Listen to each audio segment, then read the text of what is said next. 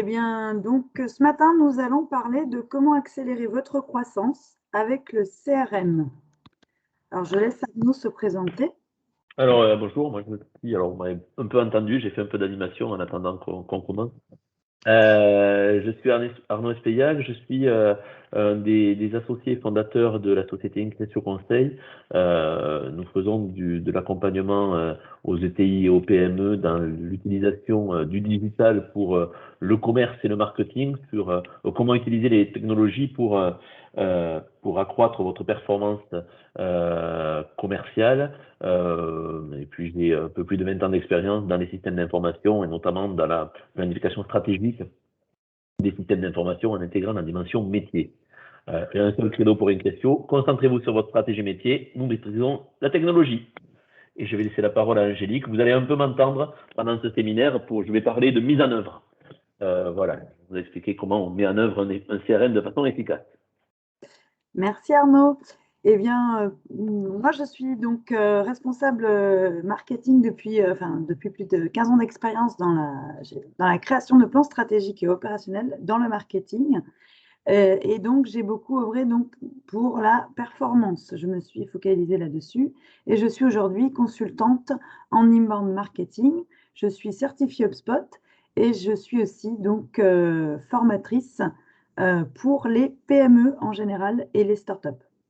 Alors, donc moi, je suis donc focus pour générer des opportunités de business et on va en parler durant ce webinaire. Alors tout d'abord, on va un petit peu revisiter la définition du Customer Relationship Management.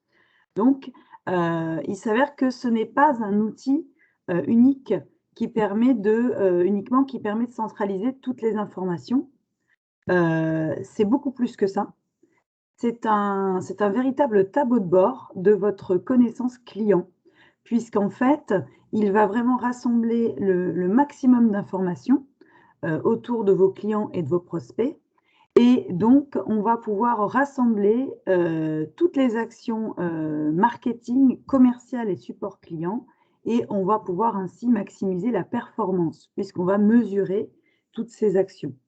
Donc, c'est une collecte en permanence des données, dans le cadre, par exemple, de transactions, de questionnaires au niveau du marketing, donc de tracking, etc. Et ces données, en fait, elles n'ont aucune valeur si elles ne sont pas exploitées correctement d'un département à l'autre. Puisque sinon, ça reste de la donnée qui sont silotées. Enfin, on va le voir tout à l'heure. Donc, en fait, ce qu'il faut faire, c'est vraiment un suivi en temps réel de votre activité et de votre chiffre d'affaires, être focus sur la performance. Grâce au CRM, on va voir comment est-ce qu'on peut en tirer un maximum de profit. Alors aujourd'hui, il faut faire un premier constat. Il est vrai que 75% des dirigeants des PME estiment qu'un CRM est indispensable, mais eh bien, à peine 30% en possèdent un. Et souvent, on utilise encore beaucoup l'Excel pour réaliser des campagnes ou bien de la prospection. Et puis, 32% des PME utilisent un système de messagerie. Donc, en fait, on se retrouve dans une situation de désavantage concurrentiel par rapport à d'autres PME ou à d'autres grandes entreprises qui vraiment, eux, travaillent avec des CRM performants et donc vont mieux répondre aux attentes de leurs clients. Donc aujourd'hui, on va parler des problèmes que nous rencontrons, en quoi le CRM peut vous aider, et on va s'intéresser à comment choisir un bon CRM performant. Et puis, on va voir ensuite comment déployer le CRM de façon pragmatique, orientée pour la croissance. Alors, les problèmes au niveau commercial, dans la gestion de la relation client, sont nombreux. Du point de vue interne, eh bien, on est souvent face à des données qui sont non centralisées, qui sont éclatées dans différents silos. Et donc, pour le commercial, c'est très chronophage. Ce sont des tâches manuelles de qualification du prospect, il y a une perte de temps qui est considérable. On estime à peu près 25% des tâches manuelles qui pourraient, donc du commercial dans le CRM, hein, qui pourraient donc être gérées pour de la prospection ou de la négociation, hein. Donc, tout ça, ça fait des équipes qui sont beaucoup moins performantes. Ce sont des processus parfois complexes, puisqu'on a beaucoup d'interfaces différentes au niveau donc, de la relation client. Et souvent, donc, que ce soit pour le commercial et le marketing, beaucoup de différents systèmes. Et donc, souvent, on a des processus, un processus commercial et marketing qui est désaligné. On doit souvent faire beaucoup d'allers-retours entre les différents départements et on ne s'intéresse pas forcément à un client particulier ou un prospect, du point de vue donc marketing et commercial en même temps. Donc, on a très peu de connaissances clients finalement de la personne et on a une perte d'opportunité et souvent des frictions aussi entre départements parce qu'on le contacte peut-être plusieurs fois dans la même journée depuis différents départements. Donc, du point de vue interne, voilà un petit peu, on a fait le tour. Et du point de vue client, eh bien souvent, ce qui se passe, c'est qu'on va démarcher des prospects, on va courir derrière le prospect qui ne vous a rien demandé, ils n'ont rien sollicité, et on va aller à la chasse aux prospects et aux clients. Et souvent, eh bien, on envoie des communications qui sont complètement inefficaces. On reçoit des messages, on est bombardé dans nos emails, sur LinkedIn, etc., de commerciaux qui nous offrent des choses dont on n'a pas forcément d'intérêt. Et donc, véritablement, c'est une expérience avec la marque qui n'est pas optimale, puisque du coup, on se dit, mais qu'est-ce qui se passe pourquoi est-ce qu'il s'acharne sur moi? Julien a une question. Oui, justement, par rapport à ce que tu disais, je me posais la question de savoir, avant de parler d'outils, finalement, est-ce que vous accompagnez aussi sur l'aspect process dans la gestion de tout ça, finalement? Est-ce que c'est pas plus important de parler de mettre en place des process avant de mettre en place des outils ou comment ça se passe à ce niveau-là? Alors, on fait les deux. On fait les deux. Alors, on parle d'outils, pourquoi? Parce que souvent, alors on a deux types de configuration. Les gens se focalisent sur l'aspect process en oubliant complètement l'aspect outillage, et donc du coup vont parfois très très loin dans le process en imaginant des choses idylliques, et quand ils se retrouvent face à un outillage, eh bien, soit ça leur coûte très cher de mettre en œuvre, soit il y a un aspect déceptif parce que l'outil va pas jusque là où ils avaient imaginé. Et puis, de l'autre côté, on a des gens qui se lancent dans une approche outillée sans jamais avoir réfléchi à leur aspect process. Donc, nous, en fait, le conseil que l'on donne, c'est travailler sur les deux en même temps, de façon parallèle. Et c'est pour ça, je fais un peu de teasing sur la suite, mais on a choisi vraiment d'avoir une approche process assez guidée, assez guidante. Et puis, à côté de ça, on a choisi de mutualiser nos efforts pour cette approche sur un seul outil.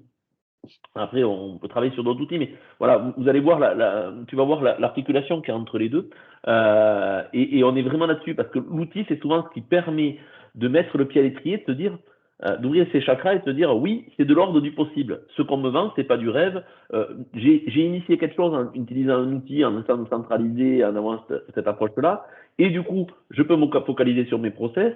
Et vu que je connais mon outil, mes process vont être outillables dans l'outil, et j'ai des process qui sont calqués sur ceux du segment de marché.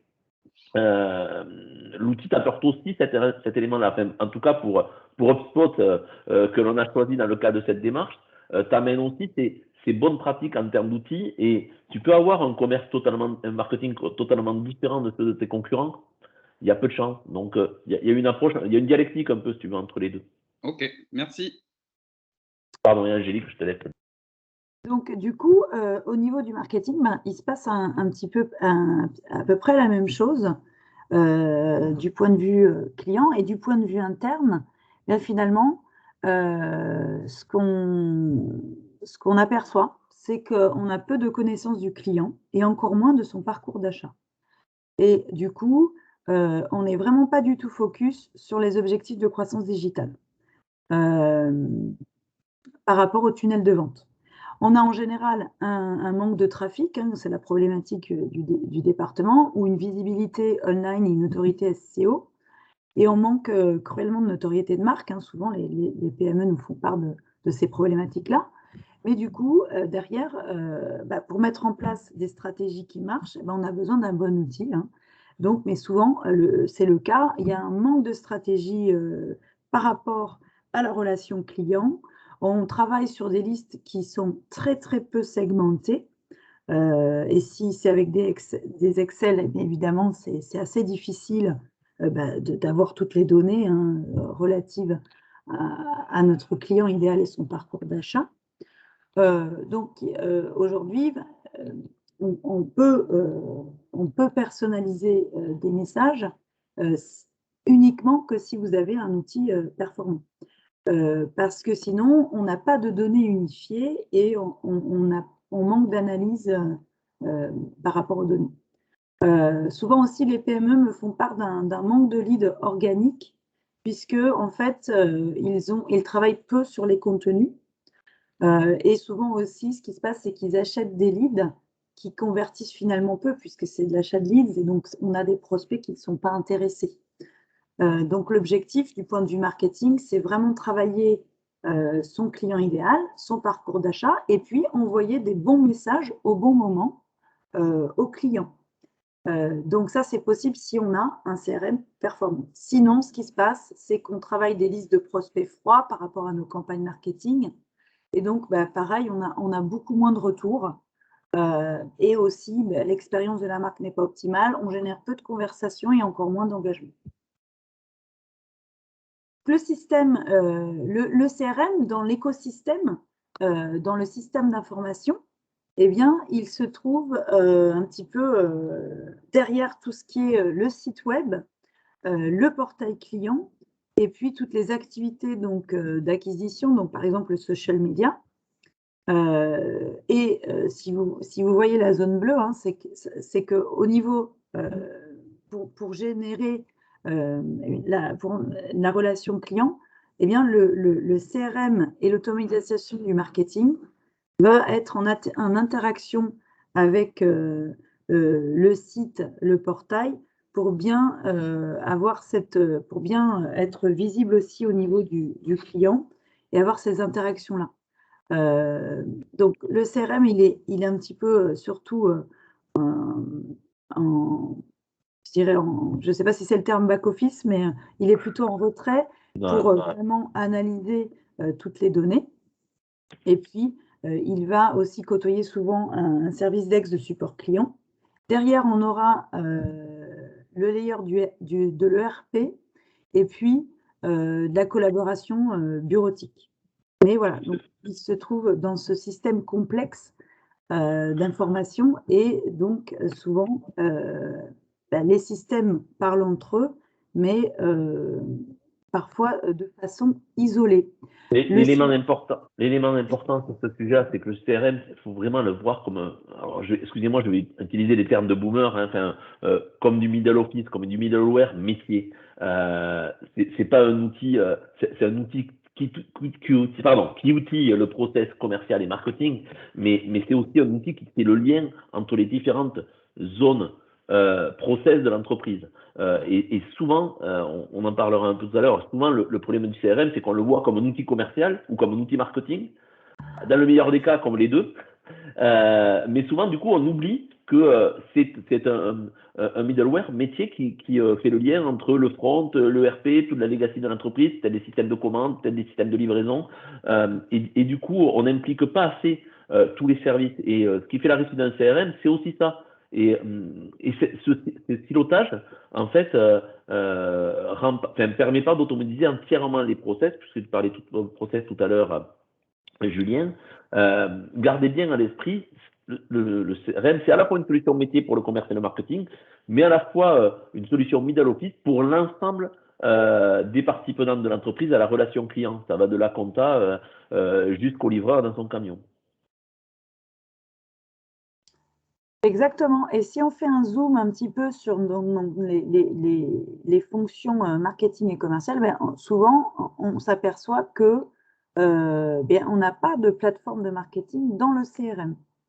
Et donc, eh bien, si on s'intéresse à la fonction marketing, on s'aperçoit que ben, on a besoin d'aller voir l'équipe commerciale pour demander des données par rapport au CRM, pour avoir des listes, donc, par exemple, pertinentes pour lancer une campagne.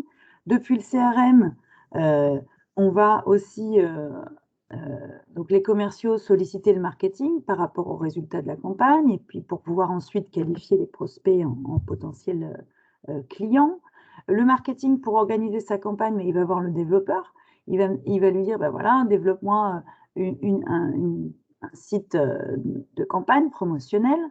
Le développeur va revenir avec au marketing pour dire, ben voilà, j'ai créé le site, maintenant valide-moi le formulaire, je valide le formulaire, et puis ensuite le marketing contacte le développeur, envoie-moi la liste des inscrits, etc., etc., etc. Ce qui se passe, c'est qu'on a une complexité d'interaction entre les équipes, et on ne s'intéresse pas, on ne met pas le client au centre. Donc, la relation client, elle est complètement éclatée. Et c'est ce que je vous disais tout à l'heure, on part un petit peu dans tous les sens et on n'a pas une vision globale de ce qui se passe avec les prospects et surtout, et aussi les clients. Donc, en fait, ce qui est très intéressant, c'est que la vision qu'on a aujourd'hui, c'est que le CRM doit outiller le parcours d'achat et le cycle de vie client. C'est-à-dire qu'on va devoir suivre toutes les interactions des prospects et des clients, et ce, sur l'ensemble de son parcours d'achat et l'ensemble de son cycle de vie. Donc, au début, on va collecter les données sur un site web des visiteurs. Et puis, donc, le marketing va se charger de qualifier le visiteur en lead. Donc, au moyen de formulaire, on va capter son email. Puis ensuite, au niveau du lead, on va pouvoir le transformer donc en lead qualifié ou véritablement prospect. Et puis ensuite, on va passer ces listes de prospects au département commercial, qui lui va s'intéresser à générer des opportunités de vente, puis les convertir en clients. Enfin, le marketing va s'intéresser à fidéliser les clients et convertir les clients en ambassadeurs. Et puis, quand on a des clients perdus, eh bien c'est pareil, on pourra organiser des campagnes pour les relancer.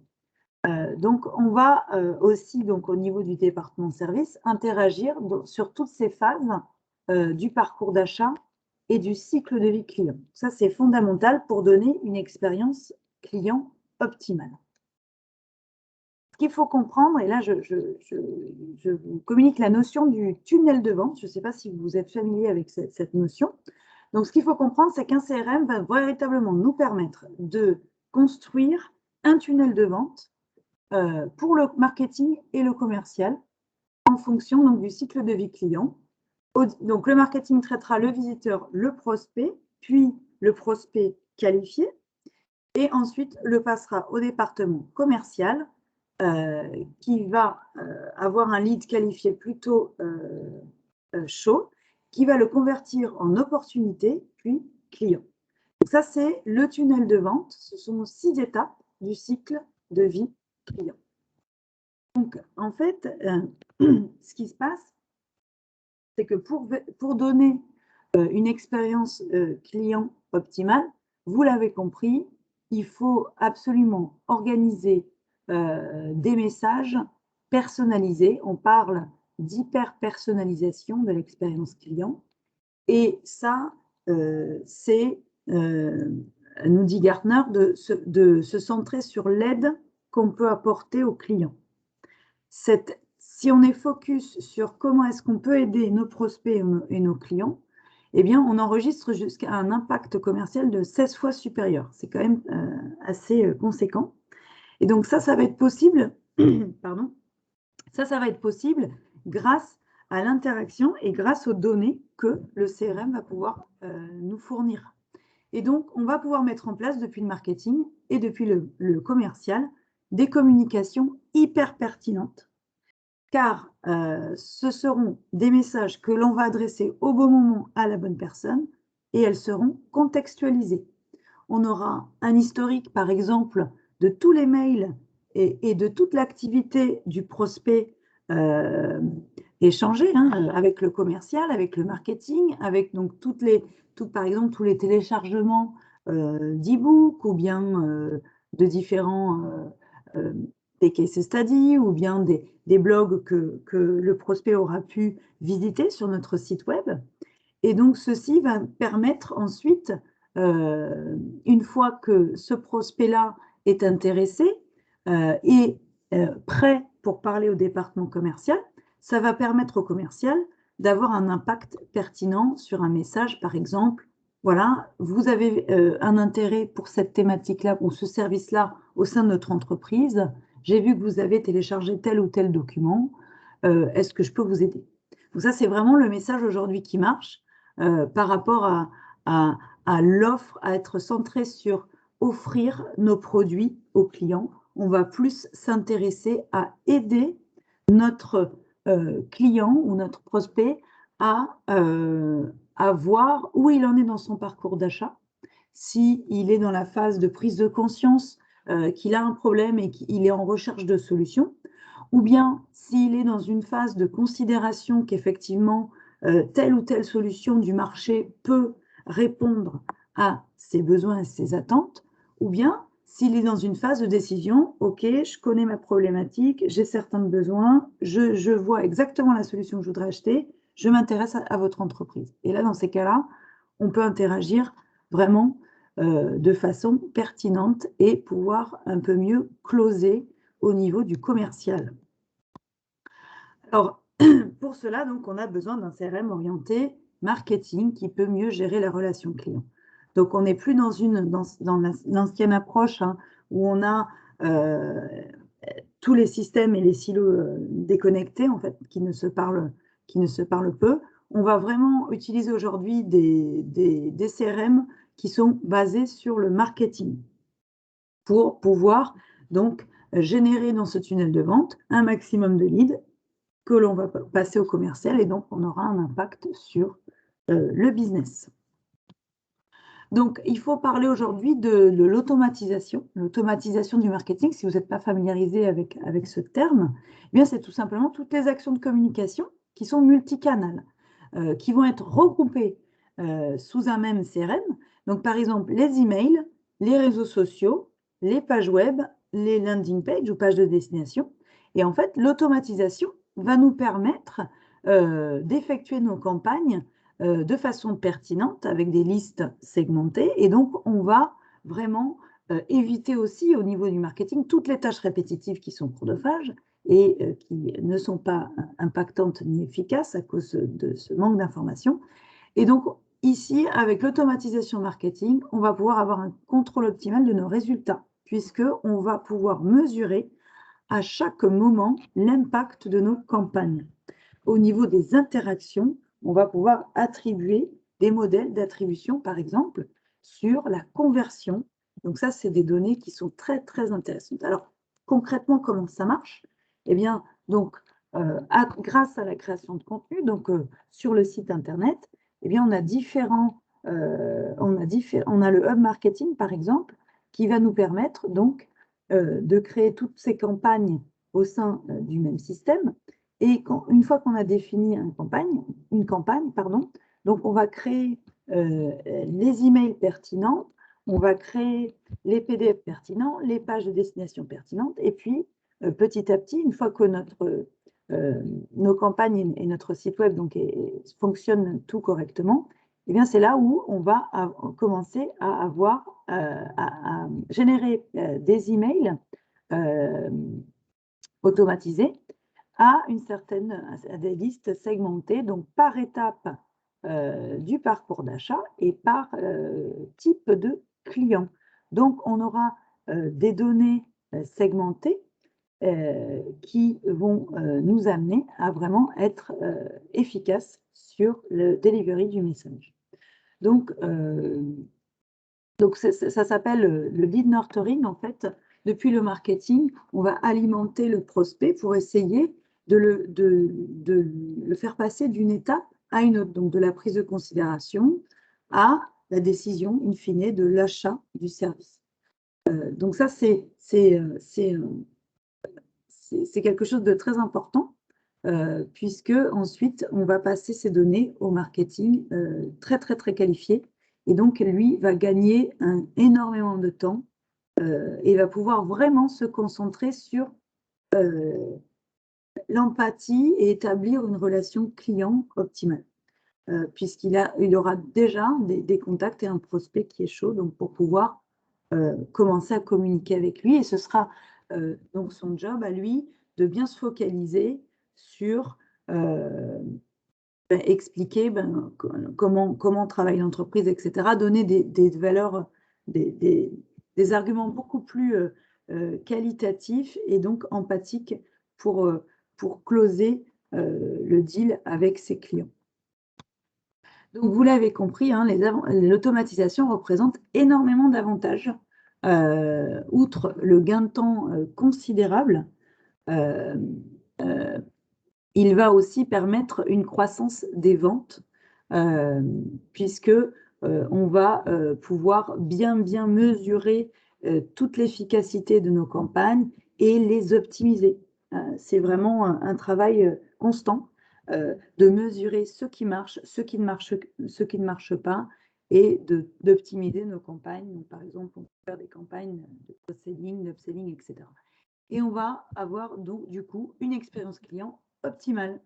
C'est-à-dire que on va pouvoir, par exemple,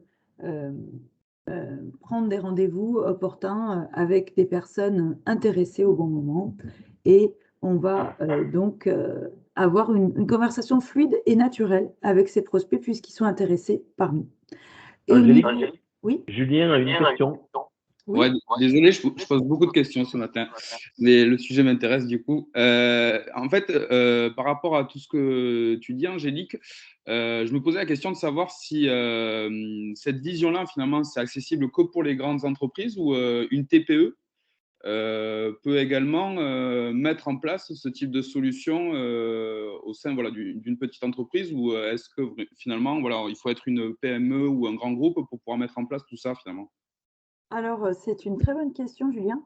Eh bien, en fin de compte, aujourd'hui, donc on y reviendra, hein, mais nous, on travaille avec HubSpot, et le CRM HubSpot est gratuit. Donc, j'ai des clients, j'ai des TPE que j'accompagne qui sont ravis de pouvoir utiliser un CRM, puisqu'avant, donc, ils travaillaient avec des Excel. Et là, ils ont vraiment une vision donc 360 pour leurs équipes, marketing, commercial et services. Et en fin de compte, elles sont ravies de pouvoir avoir déjà un CRM et gratuit en plus de ça. Alors, c'est vrai que la version gratuite par rapport au marketing ou au commercial ne propose pas l'automatisation. Donc, pour la PME qui a un peu plus de budget, elle va investir dans une licence qui a l'automatisation et qui donc va permettre d'obtenir ce gain de temps et cette efficacité. Mais pour une TPE, on accompagne aussi les TPE dans l'utilisation et on recommande vivement l'utilisation d'un CRM. Et en fait, pour rebondir sur ce que dit Angélique, ça dépend aussi des enjeux. Oui, on peut avoir une approche outillée pour des TPE quand les enjeux marketing et commerciaux sont importants. Typiquement, on accompagne une startup qui s'appelle Visual World, où il y a un gérant et 3 développeurs. L'enjeu pour eux du time to market est très très important. On l'accompagne sur une partie d'automatisation et de lean nurturing à partir de son site web basé sur HubSpot. L'investissement hors notre accompagnement, il est de l'ordre de 400 € par mois. Ça peut sembler important pour une TPE. Quand l'enjeu est important, c'est pas rare que des TPE achètent un logiciel de caisse ou utilisent un ERP qui est facturé à peu près le même tarif, ou prennent les services d'une agence pour leur communication sur les réseaux sociaux qui est à peu près de l'ordre du même tarif. Donc oui, ça peut servir pour les TPE. Ensuite, on a des clients d'une dizaine de personnes, 10-12 personnes qui ont décidé pareil de sortir du lot par une approche marketing. Et ensuite, pour des plus grosses PME, bien évidemment, on peut avoir la même approche. Mais oui, tout à fait. Dis-toi qu'il y a un CRM gratuit et ça permet d'y aller doucement, d'y aller en marchant. C'est-à-dire, je commence à outiller par mon CRM, ça me permet de me dire que c'est pas réservé aux grands groupes et que je peux avoir cette vision-là, et je peux monter dans les gammes de services au fur et à mesure et créer un CRM sur mesure adapté à mon business et à ma taille, puisque la complexité du process, quand je suis tout seul ou quand je suis trois, par définition, est moins complexe que quand j'ai une société avec 2000 commerciaux.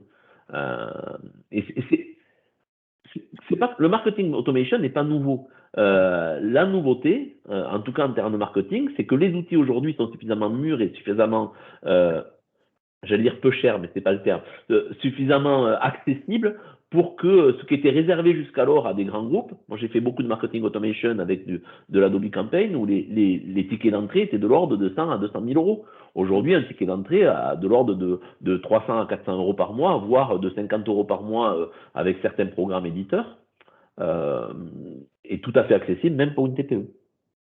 Ok, Je ne sais pas si merci. ça répond à ta... Ça répond à ma question, mais je me posais aussi la question parce que tu le disais, Angélique, aussi au début, ça suppose aussi de mettre en place beaucoup de contenu aussi à destination des prospects froids, enfin, je ne sais pas comment on peut les appeler au départ. Et donc, ça demande aussi beaucoup de travail au niveau de l'équipe pour mettre en avant ces contenus, non, j'imagine? En fait, ça dépend ce qu'on veut tirer, si on veut tirer profit du CRM ou pas. C'est-à-dire que adopter un CRM qui permet d'avoir d'avoir une vision globale sur la relation client, déjà, ça va nous apporter donc beaucoup d'avantages au quotidien.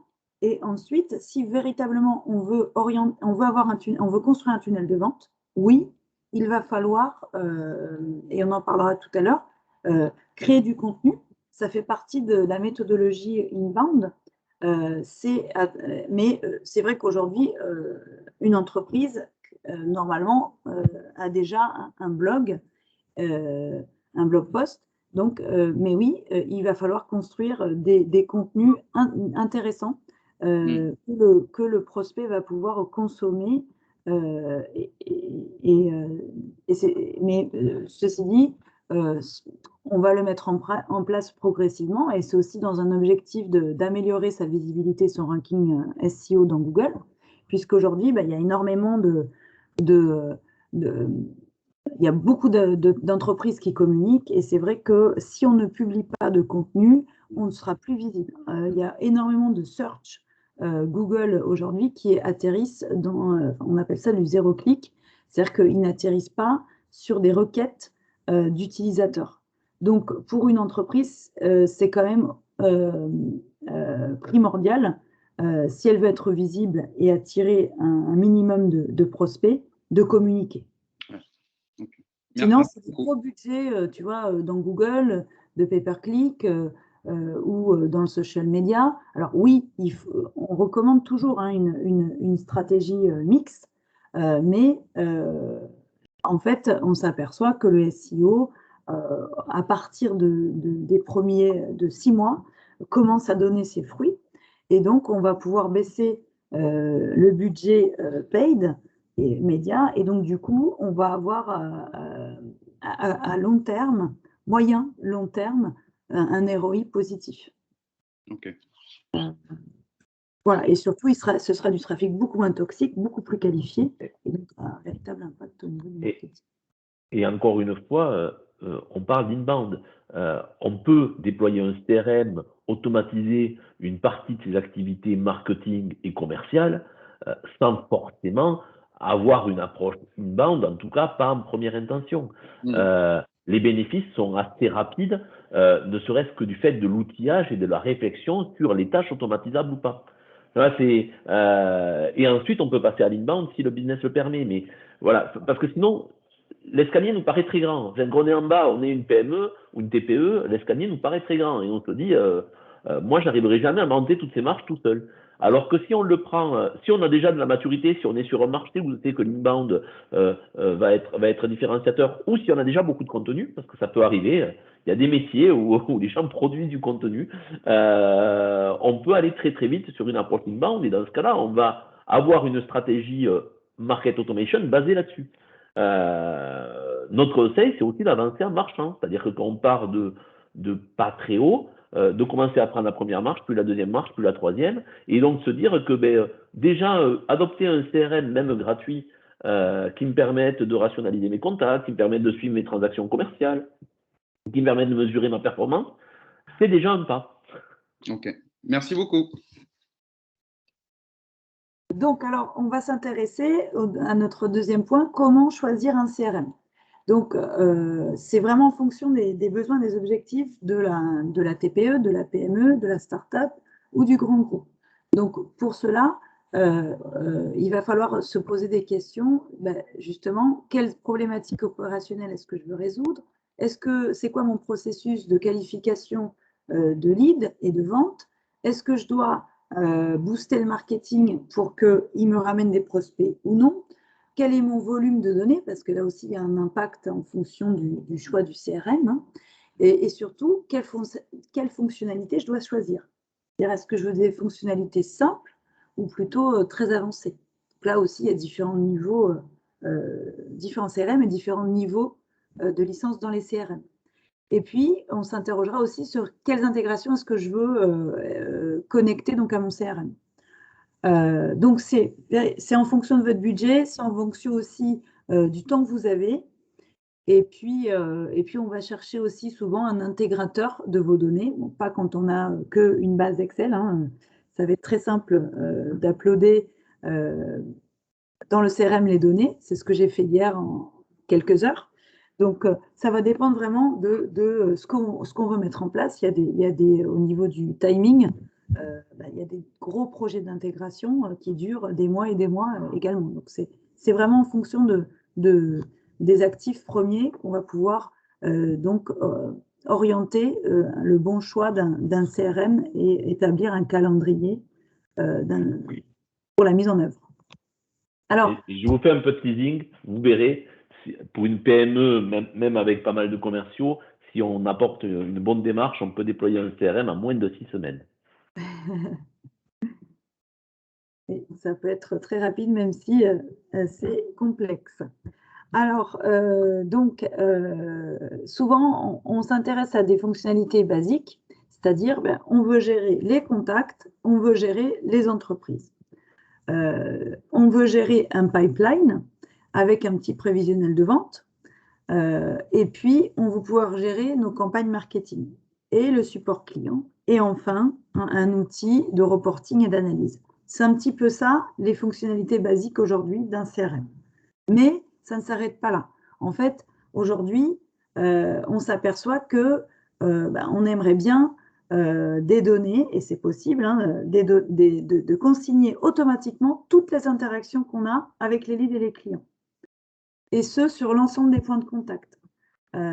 Pour justement qu'il n'y ait pas de friction entre un département et un autre.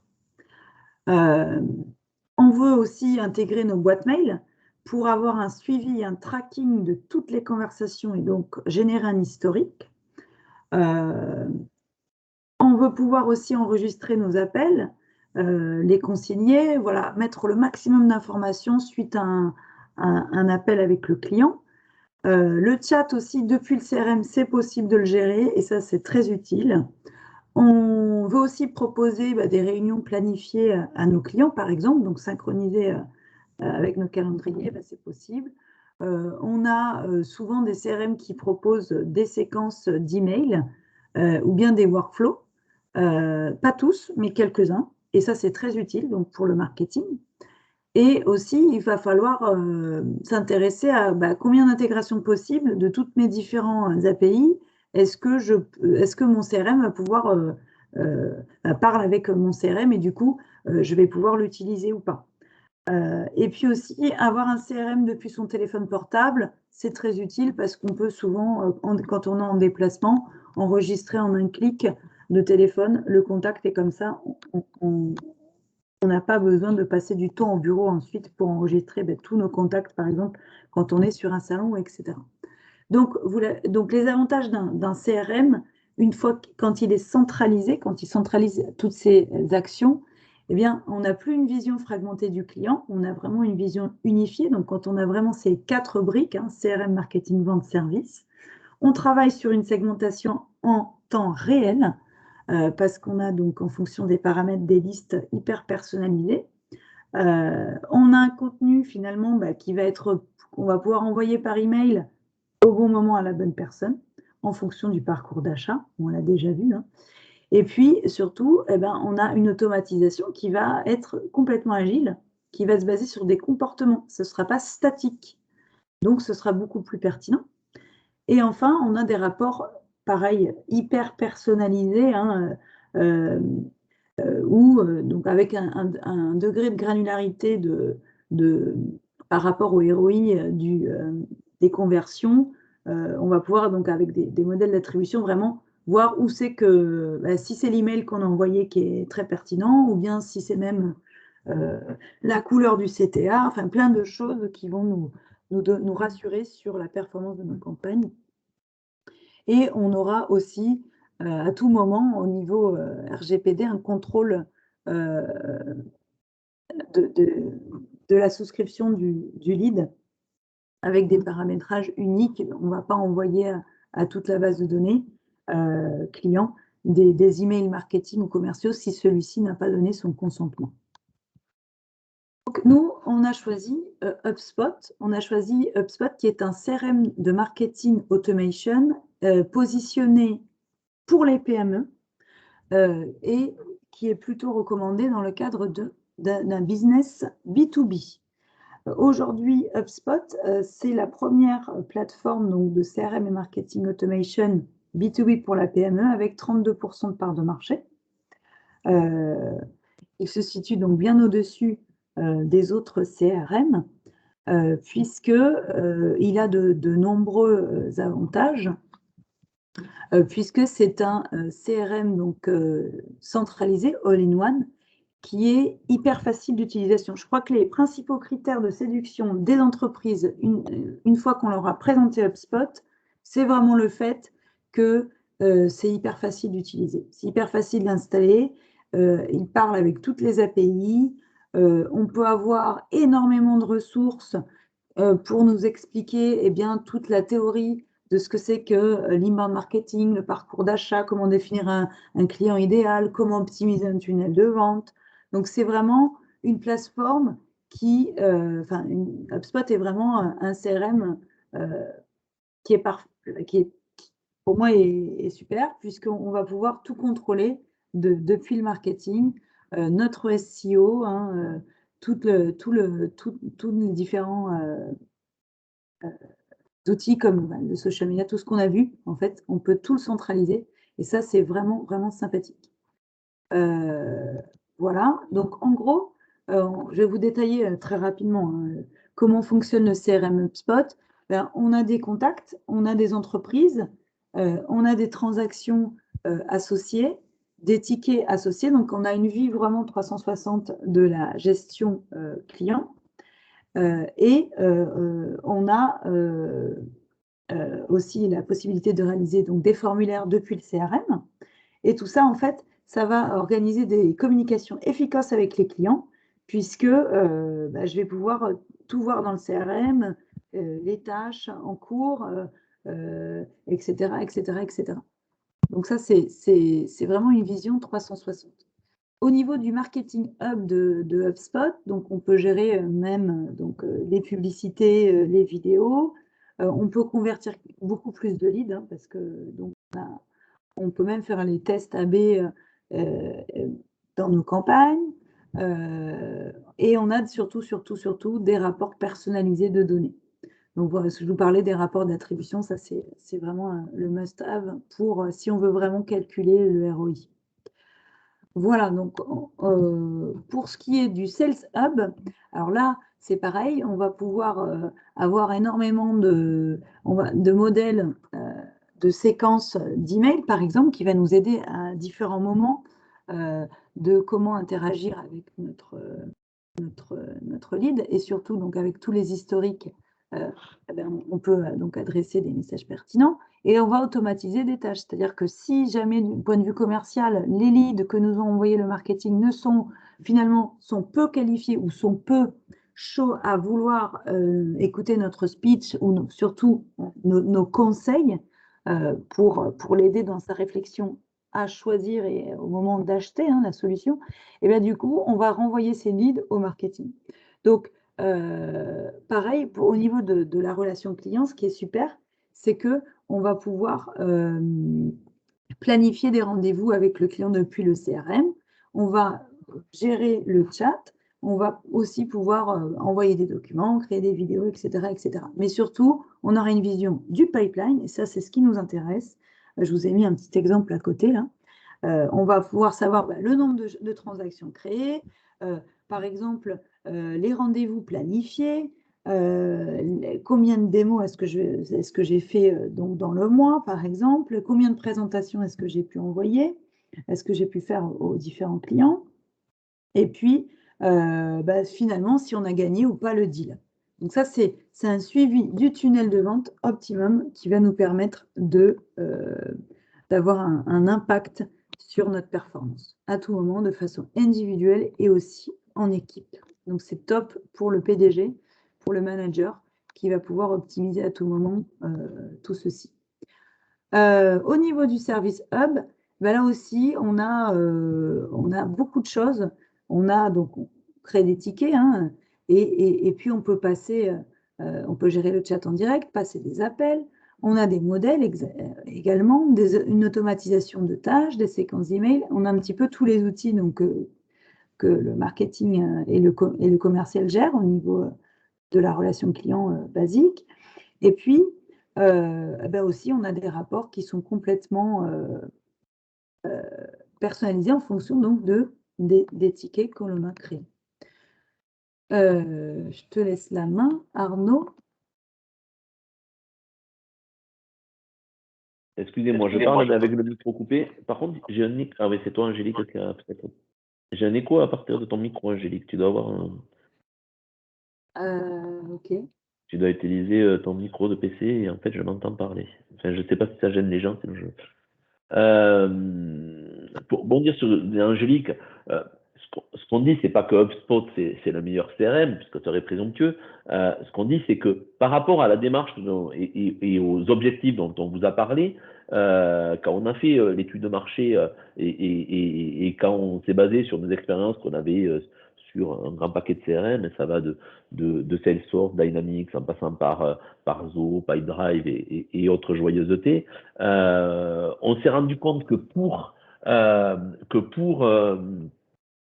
outiller facilement dans une PME, pour outiller facilement un process marketing puis commerce, HubSpot répondait parfaitement aux attentes et répondait parfaitement aux attentes de manière simple, parce qu'il proposait une approche, notamment une approche all-in-one, une approche SaaS et un logiciel entièrement en français et entièrement localisé. Déjà, ça a été la première marche à nous dire comment on bâtit une mise en œuvre pérenne de CRM. Et pourquoi on s'est posé ça? C'est que quand on regarde un peu ce qui se passe sur les projets de CRM, alors ils échappent pas aux projets informatiques, c'est-à-dire que à la réalité des projets informatiques, c'est-à-dire que la majorité des projets de CRM sont en échec, ou en tout cas peut-être pas la majorité, mais d'après le Forrester, 49%, donc on est sur une bonne moitié. Et quand bien même ils réussissent, ce qu'on constate, c'est que la plupart du temps, les objectifs fixés initialement ne sont pas atteints. On intervient relativement souvent avec des questionnements de type oui, on a mis un projet CRM, on a dépensé 20 000, 50 000, 100 000 euros, on a formé nos commerciaux, mais en fait, rien n'y fait, les ventes n'évoluent pas, ou on n'atteint pas les objectifs qu'on s'était fixés, ou la promesse que nous a fait l'intégrateur n'était pas la bonne. Et notamment, une grosse déception par on a acheté la Rolls, on a acheté des composants super complexes, par contre, nos commerciaux, nos marketeurs, les utilisent pas. J'utilise pas la moitié. Ce qu'on constate, c'est que la moitié des fonctionnalités ne sont pas utilisées. Alors, ne sont pas utilisées souvent par des problèmes de petite mise en œuvre de configuration. Et alors, un chiffre, alors c'est Testo Insights qui nous dit ça, c'est que moins d'un tiers des commerciaux utilisent le CRM de leur entreprise. Alors, quand on creuse un peu ce chiffre-là, qui paraît étonnant, c'est essentiellement dû à la mise en œuvre d'un CRM, non pas comme outil produisant de la valeur, mais comme un outil produisant du compte rendu et de la traçabilité. Dire plutôt que d'expliquer au commerce, le CRM va t'aider à vendre plus vite, va t'aider à vendre mieux, va te libérer des tâches que tu n'as pas envie de faire parce que toi, tu aimes faire du commerce. On lui explique que tu dois saisir dans le CRM tes transactions et tes opportunités pour avoir ta com. Une transaction qui n'a pas été saisie dans le CRM ne sera pas prise en compte, etc., etc. Ça tient aussi au problème de formation. Ce qu'on voit très très souvent, c'est des grandes messes où on réunit commerce et marketing. Dans le meilleur des cas, commerce et marketing ensemble. Dans le pire des cas, des petits groupes de commerciaux et de marketing totalement différenciés. Et on leur fait une presse sur un jour, 2 jours, de toutes les fonctionnalités du CRM, les nouveaux process de l'entreprise qui ont été déployés à cette occasion. Et on se rend compte que ça ne marche pas. C'est Novulis qui nous dit qu'un tiers seulement de contenu de formation est retenu après une semaine. Donc on voit bien si on fait 2 jours de formation sur un process complexe, ça ne marche pas.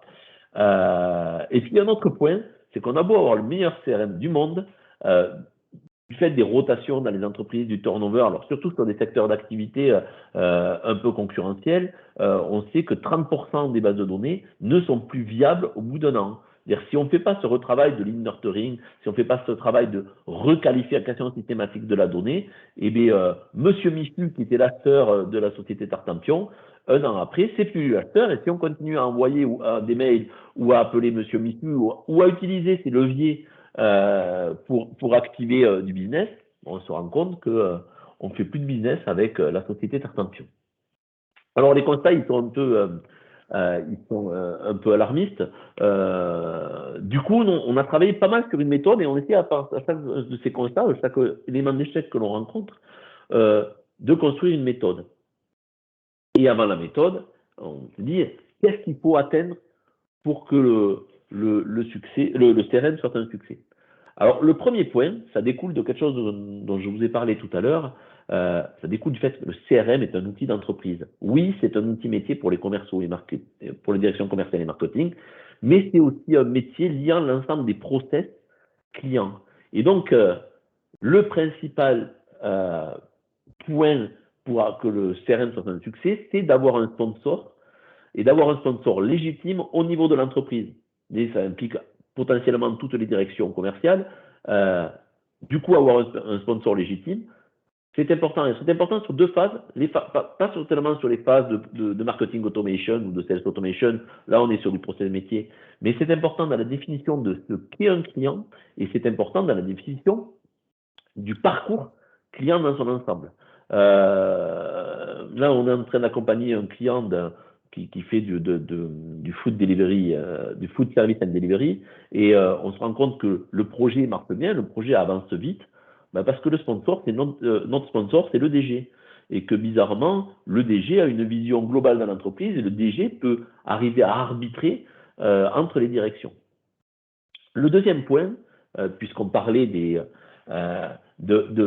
se dire c'est compliqué, c'est pas pour moi, un CRM, c'est pour les grandes entreprises, automation, c'est pas pour moi, c'est de travailler sur l'acculturation. Acculturer, expliquer, former, et ça avant même le lancement du projet. Première étape, c'est que toutes les parties prenantes du projet soient bien au courant de ce qui est faisable et ce qui n'est pas faisable. Ce qui paraît évident pour un métier n'est pas évident au point de vue IT. Et paradoxalement, surtout avec les évolutions technologiques et d'usage qui s'accélèrent, ce qui nous semblait très très complexe, faire une campagne entièrement automatisée de marketing, il y a quelques années, c'était complexe, ça coûtait cher. Ça nécessitait des marketeurs, de l'informaticien. Aujourd'hui, il y a des outils qui permettent de le faire très rapidement. Faire communiquer son site web avec son CRM, c'est assez simple. Donc, acculturer pour montrer ce qui est faisable, pour montrer que c'est facile. Et c'est la première étape. C'est la première étape du lancement de projet. Troisième commandement, troisième tip, c'est d'impliquer les utilisateurs. Alors, d'impliquer les utilisateurs très tôt dans le projet. Ça évite de dire on fait de la gestion du changement ou on fait de la formation à la fin du projet. puisque quand on co-construit, on se forme en même temps. Et le deuxième point, c'est pas seulement le commerce et le marketing, j'en ai parlé tout à l'heure. C'est impliquer toutes les parties prenantes qui ont une implication dans la chaîne de valeur client. Un livreur, dans le cas d'une société de food delivery, il ne va pas remplir le CRM. Enfin, il ne va pas. Naturellement, on ne pense pas à lui pour remplir le CRM. Naturellement, on ne pense pas à lui comme point de recueil. Il est au bout de la chaîne. Pour le coup, c'est le premier contact avec vos clients. C'est souvent la partie de l'entreprise que votre client voit le mieux. Tout ce qu'il peut noter sur la concurrence, tout ce qu'il peut noter sur les habitudes de clients, tout ce qu'il peut noter sur les choses qui facilitent le delivery, va nourrir le client et votre CRM. Quatrième commandement, c'est s'appuyer sur les données. Identifier et charger les données existantes dès le démarrage du projet. Tous les utilisateurs, tous les gens que vous allez impliquer savent de quoi on parle. C'est extrêmement rare d'avoir une grande majorité de gens conceptuels, c'est-à-dire qui se projettent à partir de données fantômes dans leur propre usage. Là, vous parlez du métier, vous avez les données, vous avez les coordonnées de Madame Michu, vous avez les entreprises réelles, vous avez des bons scorings sur les entreprises. Et ça va permettre aussi de détecter des points de rupture dans le process. Le point suivant, c'est ne pas, j'en ai parlé un peu tout à l'heure de mon concept de l'escalier, mais c'est ne pas vouloir gravir l'escalier d'un coup. On commence simple, on apprend en marchant. À chaque marche, on apprend des choses, on implique les utilisateurs, on a du retour d'expérience, et ça nous permet je sors un point de toujours attendre les bénéfices d'une avancée avant de passer à la suivante. Ça évite le rejet des utilisateurs, ça évite la déception par rapport aux attentes. Et donc, chaque étape, les gens prennent en main, j'ai des premiers feedbacks, j'ai des premiers résultats mesurables, et je peux passer à l'étape suivante. Commandement suivant, ne pas tout automatiser de suite. On en a un peu parlé tout à l'heure. Il y a une volonté de dire non mais allez, on a compris, le CRM ça permet d'automatiser les tâches, ça va permettre à mes commerciaux de faire du commerce ou à mon direction marketing de travailler sur le contenu et la stratégie. Oui mais non, parce qu'on a beau avoir théorisé les process, et je reviens sur la remarque de Julien tout à l'heure, on a beau avoir travaillé sur les process, il y a quantité de petits éléments dans un process qui ne sont pas captables très rapidement. Par exemple, le fait que le traitement du bon de commande ou le chargement du camion, il ne se fait pas parce que le bon de commande est dans l'entrepôt, il se fait parce que Michel va voir Thierry le livreur pour lui dire « Hey, au fait, tu te rappelles, c'est pourtant l'entreprise Tartampion et du coup, ils veulent avoir 2 palettes différentes parce qu'ils ont deux sites. » Ça, si vous ne l'avez pas mis dans le process, l'automatisation ne va pas marcher. Si vous n'avez pas mis dans le process si vous n'avez pas capté dans le process que systématiquement, pour Monsieur Michu, après lui avoir poussé la propale, il faut l'appeler parce que sinon il ne les traite jamais, ça passe dans la banette de tous les fournisseurs qu'il a, ça ne marchera pas. Donc commencez simple et puis automatisez au fur et à mesure quand vous avez des retours sur les actions que vous avez mises en œuvre. Le point suivant, alors ça paraît d'une banalité affligeante, mais la plupart du temps c'est passé, c'est intégrer le CRM aux outils de l'entreprise. Et quand je parle aux outils de l'entreprise, commençons très simple, intégrer le CRM au téléphone et aux outils de messagerie et aux outils collaboratifs. Je suis tout le temps épaté, on a fait un lancement de projet la semaine dernière où on avait le DG et le DIRCO d'une PME industrielle, et quand on a fait un premier passage du process, elle nous a dit mais oui, mais ça va être pénible quand même pour nos commerciaux d'écrire tout le temps dans le CRM les mails. Mais non, mais c'est pas le sujet. On leur a fait une démo en leur montrant que quand on écrit un mail dans Outlook ou dans Gmail, peu importe, et que le fil de conversation est retracé de suite dans le CRM, on a dit ah ouais, mais ça va nous changer la vie. Idem, je prends un rendez-vous dans mon agenda avec un client, il est automatiquement remonté dans le CRM. Ne serait-ce que cette intégration qui est très très simple, on ne parle pas de choses extrêmement complexes, ça apporte de la valeur, ça fait adhérer les gens. Et ensuite, on peut avoir d'autres intégrations, c'est-à-dire que ça peut être des intégrations avec des outils du marché. Alors, on parlait du site web, on parlait des réseaux sociaux, ça peut être intégration avec l'ERP. J'ai fini de traiter mon opportunité commerciale, je l'ai gagnée, ça crée mon affaire dans l'ERP. Mais ça peut être aussi des intégrations beaucoup plus tactiques. Exemple d'une société qui a tous ses devis au format Excel, avec des calculateurs un peu complexes dedans, qui dépendent de la matière première, des cycles de vente, enfin, de pas mal de choses. On a fait simplement une petite intégration en utilisant un connecteur standard HubSpot pour aller lire les cellules, pour aller déjà alimenter l'Excel avec les noms de base, le nom de la société, l'interlocuteur, l'adresse, enfin, peu importe, les éléments très classiques. Et au fur et à mesure de la proposition commerciale, on va lire dans ce devis Excel les données quantitatives et réalimenter la fiche HubSpot. Bah, c'est quelque chose qui a fait gagner énormément de temps commerciaux, qui a fait gagner énormément de temps à la lisibilité entière de l'entreprise sur où on en est des opportunités commerciales et qui a permis au DG, par exemple, d'arbitrer sur des remises exceptionnelles. Et c'est une intégration assez tactique, vous voyez, qui marche bien. Donc, intégrer le CRM aux outils de l'entreprise. Et puis après, on peut avoir des intégrations beaucoup plus grandes, notamment quand on intègre des processus très, très transverses. Point suivant, alors pareil, ça paraît très, très bête, décommissionner les anciens outils. Surtout supprimer tout ce qui. Vous dites, ah oui, mais avant, les gens suivaient leurs actions dans Excel. Ben, supprimez ces Excel. Sinon, les gens vont continuer à utiliser les actions dans Excel. L'humain ne va pas naturellement vers le changement. Enfin, la majorité des humains ne vont pas naturellement vers le changement. Quand il n'y a plus, il n'y a plus. Je ne vais pas reconstruire ma feuille Excel. J'aurai le CRM, je vais l'essayer. S'il y a les anciens outils, une partie de vos commerciaux, de vos marketeurs, continueront à travailler sur les anciens outils. Avant-dernier conseil, pérenniser un rôle centré sur le CRM dans l'organisation. C'est bien de faire un projet CRM. Je vous ai dit que les données B2B ne sont pas valables pendant plus d'un an, que les process s'adaptent, qu'on veut apprendre en marchant. Donc l'objectif d'un projet CRM, au-delà qu'il y ait un projet, qui est un outil CRM en ligne, c'est aussi d'avoir une organisation qui permet d'assurer, alors je vais employer un gros mot, la gouvernance du CRM, c'est-à-dire de s'assurer que le logiciel est toujours up-to-date par rapport aux pratiques de l'entreprise, notamment les process sont bien déployés. Deuxièmement, qu'il y a toujours un bon taux d'adoption, c'est-à-dire que les utilisateurs continuent à bien utiliser le CRM.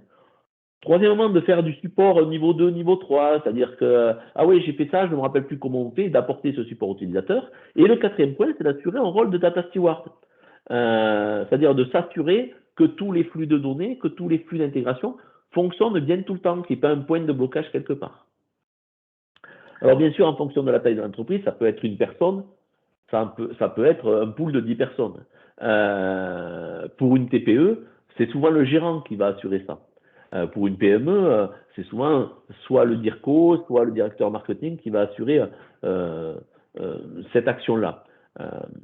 Et puis le dernier point, c'est on a dit, on a choisi de s'appuyer sur HubSpot, qui est un outil gratuit, qui est un outil assez simple à mettre en œuvre. Malgré tout, pour accélérer le lancement de projet, alors je prêche pour ma paroisse, c'est s'appuyer sur des spécialistes. S'appuyer sur des spécialistes du process, marketing commercial et de l'outil. Alors pourquoi? Si Angélique, tu veux bien revenir sur le slide précédent, s'il te plaît. Je disais que 43% des clients CRM utilisent moins de la moitié des fonctionnalités de leur CRM et seulement 50% des fonctionnalités de CRM payées par les entreprises sont effectivement utilisées. Alors, ce n'est pas parce que les gens sont idiots ou qu'ils ne veulent pas les utiliser. C'est que beaucoup de fonctionnalités nécessitent de la formation et un recul sur l'outil qu'on n'a pas comme ça sur un premier projet.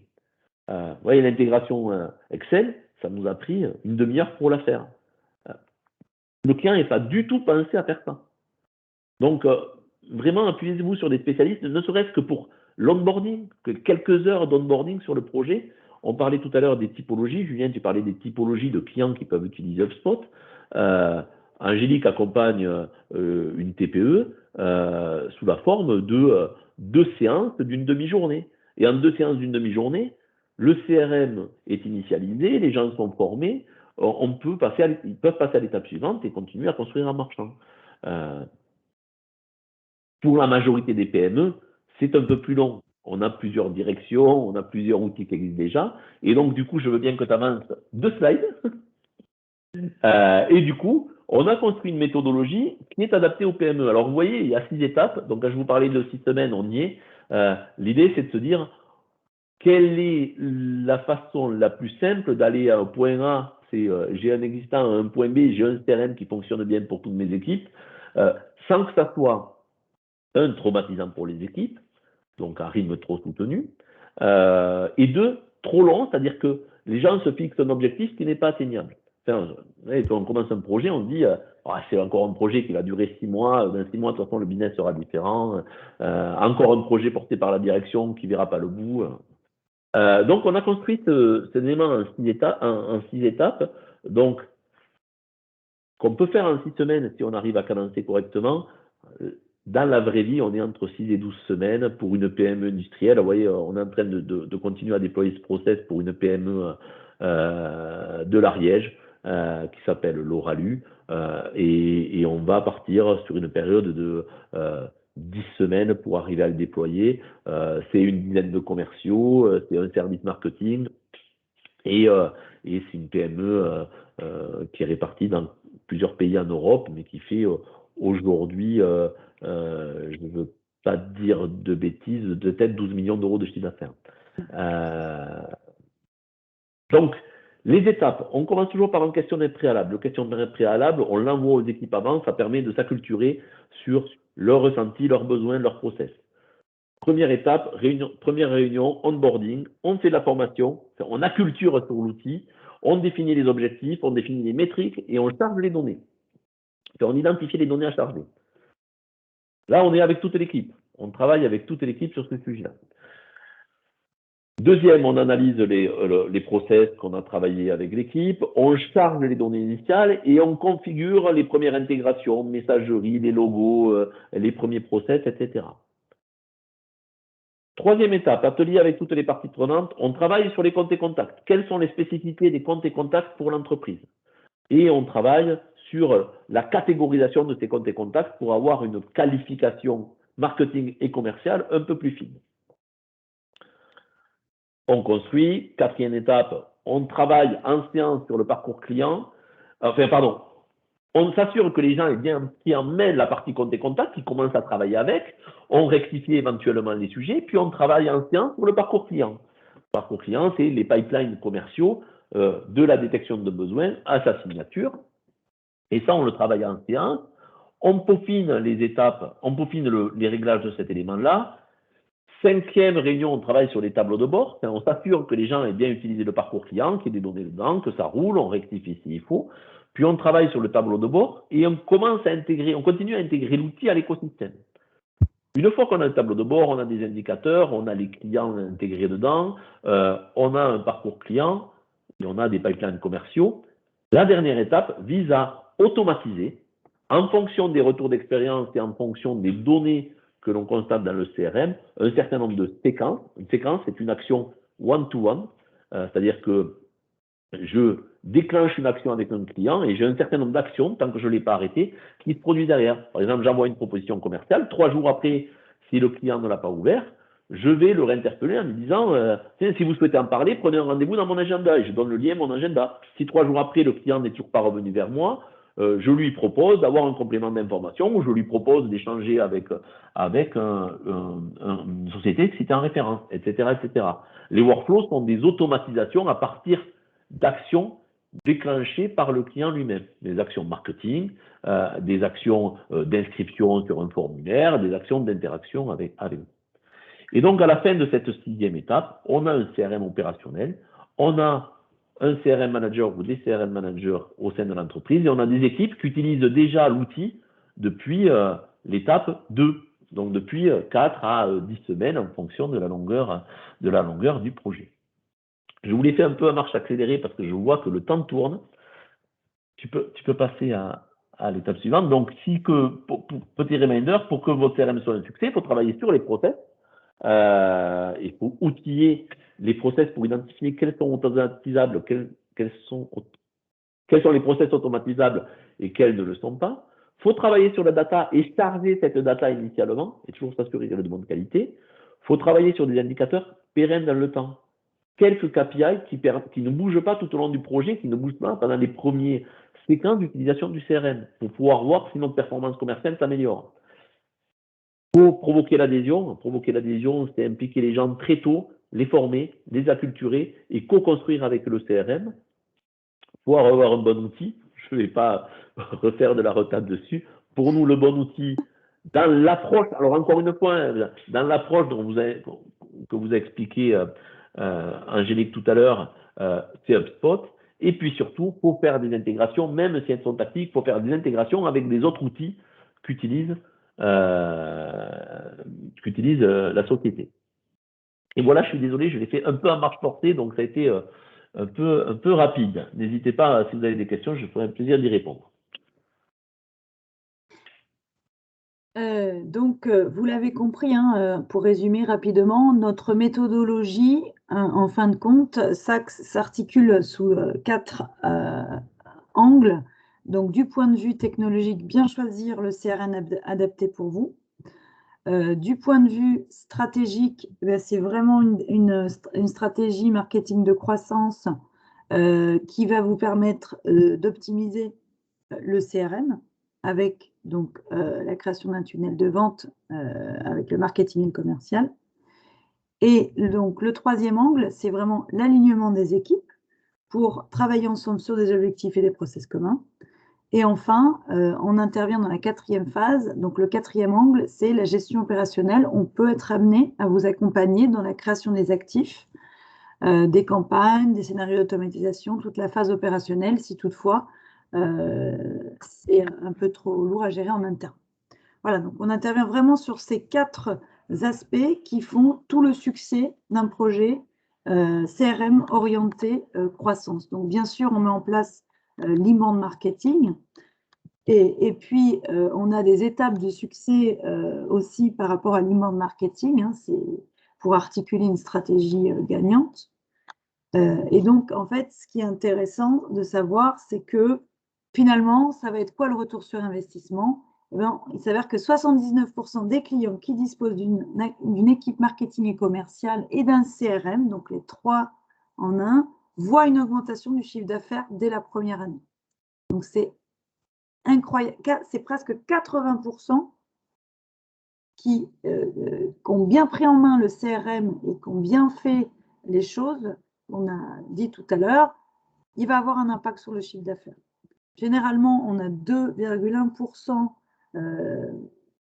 fois plus de visiteurs par mois au cours de la première année. J'ai vu jusqu'à 3 fois plus de leads au cours d'une première année. On a 2,5 fois plus de leads par mois au bout d'un an. Et puis, on a 70% des clients qui ont consacré une amélioration du taux de conversion à leads. Qu'est-ce que ça fait? Une satisfaction générale des équipes, des commerciaux, des marketing et surtout des clients satisfaits. On a des clients beaucoup plus satisfaits une fois qu'on travaille tout ça. Alors, ce que je vous propose, c'est de m'envoyer un mail si vous voulez recevoir la présentation. Et puis surtout, ceux qui veulent progresser dans la prise de connaissance du CRM HubSpot, on peut caler un rendez-vous d'une demi-heure. Je vous fais une petite démo. Et puis comme ça, vous serez à même de bien cerner cet outil si toutefois il vous intéresse. Et sachez aussi que donc, HubSpot propose des aides pour les TPE, PME, start-up avec un format, une licence d'entrée qui est relativement, qui est très très abordable pour commencer. Voilà, et bien écoutez, je vous remercie. Donc là, on n'a plus le temps d'échanger. Je crois qu'on a beaucoup échangé. Et donc, Julien Oui. Nous sommes ravis d'avoir participé à ce webinaire ce matin.